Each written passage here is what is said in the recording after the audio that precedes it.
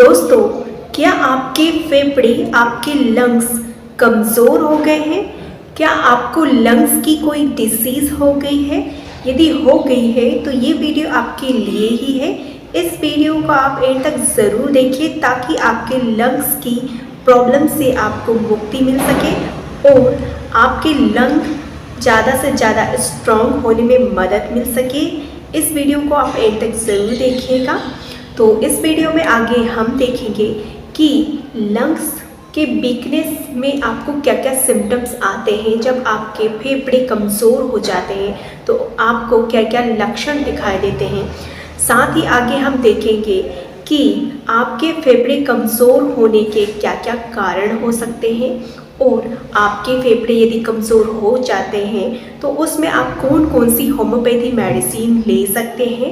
तो इन मेडिसिनों में हम देखेंगे ब्राइनिया एल्बा 30 मेडिसिन को और देखेंगे हम सीपिया 30 मेडिसिन को, कैलकेरिया कार्ब मेडिसिन को और आगे हम देखेंगे डलका मारा 30 मेडिसिन को।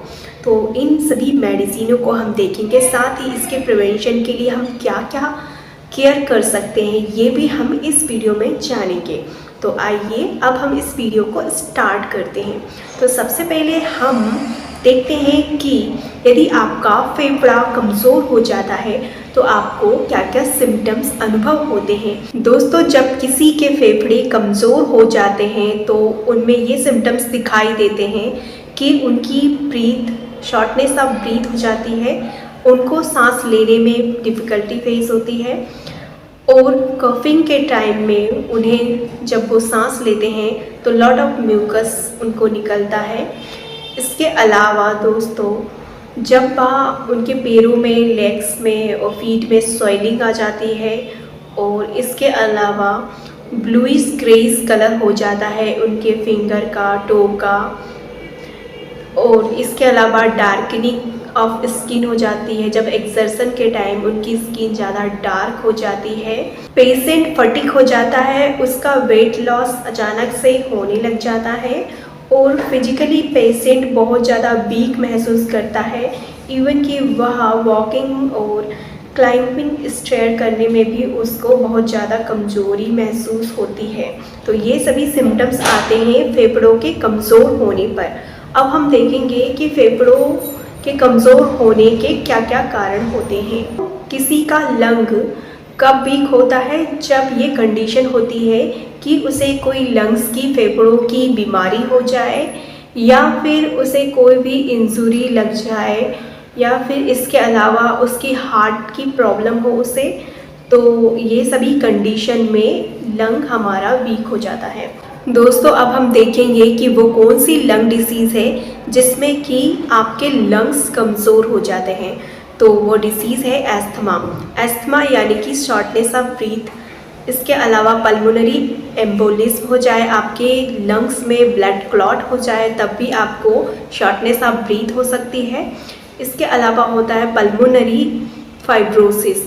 फाइब्रोसिस हो जाए पल्मोनरी मतलब कि आपके लंग्स में यदि डैमेज हो जाता है लंग्स, उसके बाद में स्कार फॉर्म हो जाते हैं तो वहाँ पर फाइब्रोसिस हो जाती है, तो इसे कहते हैं पल्मोनरी फाइब्रोसिस। इसमें भी आपकी शॉर्टनेस ऑफ ब्रीथ हो सकती है। निमोनिया, निमोनिया लंग्स पे होने वाले इन्फेक्शन को कहते हैं। इसमें भी आपको शॉर्टनेस ऑफ ब्रीथ का सामना करना पड़ सकता है। और इसके अलावा यदि आपको लंग का कैंसर हो जाता है जो कि एक लंग की डिसीज़ है, इसमें भी शॉर्टनेस ऑफ ब्रीथ देखने को मिलती है। तो ये सभी डिसीज़ होती है लंग के कमज़ोर होने की। लंग के कमज़ोर होने की सेकंड कंडीशन होती है हार्ट प्रॉब्लम्स। जैसे यदि किसी को हार्ट अटैक आ जाता है तब भी उसे शॉर्टनेस ऑफ ब्रीथ हो सकती है, ये एक हार्ट प्रॉब्लम है। इसके अलावा यदि किसी का हार्ट फेल्योर हो जाएगा तब भी शॉर्टनेस ऑफ ब्रीथ की प्रॉब्लम देखी जा सकती है। तो ये सभी कारण होते हैं हार्ट प्रॉब्लम के। दोस्तों, फेफड़े कमज़ोर अदर इंजुरी और प्रॉब्लम कंडीशन के कारण भी होते हैं, जैसे कि ड्राउनिंग रेस्पिरेटरी फेल्योर के कारण होता है। इसके अलावा स्पाइनल कॉर्ड इंजुरी, ये भी रेस्पिरेटरी फेल्योर के कारण होता है। और मस्कुलर डिस्ट्रॉफी, ये भी रेस्पिरेटरी फेल्योर के कारण होते हैं। और इसके अलावा दोस्तों इनहेलेशन इंजुरी, ये भी रेस्पिरेटरी फेल्यूर होने के कारण होता है। एनीमिया, जो कि कमज़ोरी के कारण होता है, और चक्कर आते हैं, इसमें बहुत ज़्यादा वीकनेस हो जाती है, खून की कमी हो जाती है। तो ये सभी कारण होते हैं कमज़ोर लंग होने के। दोस्तों कमज़ोर लंग के प्रिवेंशन के लिए हमें क्या क्या करना है कि हमें हाइड्रेट रहना है, हमें एयर पॉल्यूशन के एक्सपोजर को मिनिमाइज करना है, साथ ही हमें बैलेंस हेल्दी डाइट अपनाना है, अपने वेट को बैलेंस करके रखना है, अपने पेट को, वजन को ठीक बनाए रखना है। साथ ही हम वैक्सीनेट रह सकते हैं बीमारी के प्रति, जैसे कि इन्फ्लुएंज़ा हो गया और निमोनिया हो गया। और इसके अलावा हम स्विमिंग कर सकते हैं, वॉकिंग कर सकते हैं, रनिंग कर सकते हैं।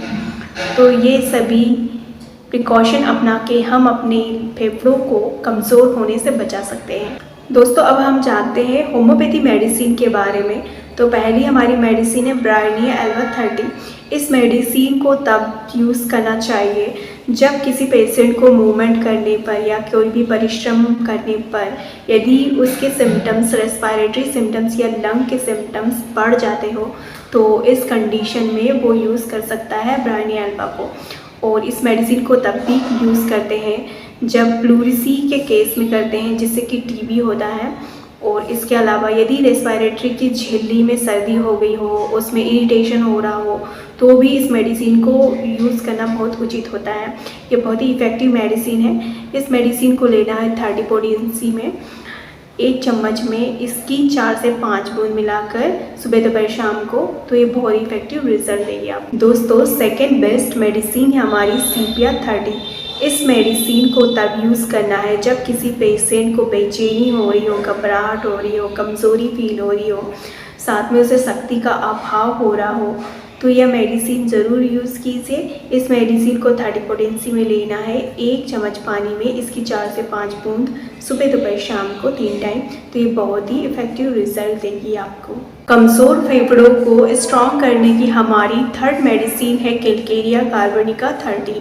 इस मेडिसिन को आपको तब लेना है जब आपको नाइट में पसीने आए और आपके शोल्डर में और कंधों के बीच में आपको पेन हो और कमज़ोरी फील हो, तब आप लीजिए कैलकेरिया कार्बोनिका मेडिसिन को 30 पोटेंसी में सुबह दोपहर शाम को इसकी 3 टाइम लेना है। इसकी 3 से लेकर 4 बूंद लेना है 1 चम्मच पानी में मिक्स करके, तो ये बहुत ही अच्छा रिजल्ट देगी आपको। दोस्तों कमज़ोर फेफड़ों को स्ट्रॉन्ग बनाने की हमारी फोर्थ मेडिसिन है, वो है डलकामारा 30। इस मेडिसिन को आपको तब यूज़ करना है जब आपको ठंड से प्रॉब्लम हो रही हो, जैसे कि ठंडी में, और या फिर आपको गीले हो जाने पर, जैसे कि बरसात के टाइम में यदि आपको सिम्टम्स आ रहे हैं आपके कमज़ोर लंग्स होने के, तब आप इस मेडिसिन को ज़रूर यूज़ कीजिए। ये बहुत ही इफ़ेक्टिव मेडिसिन है।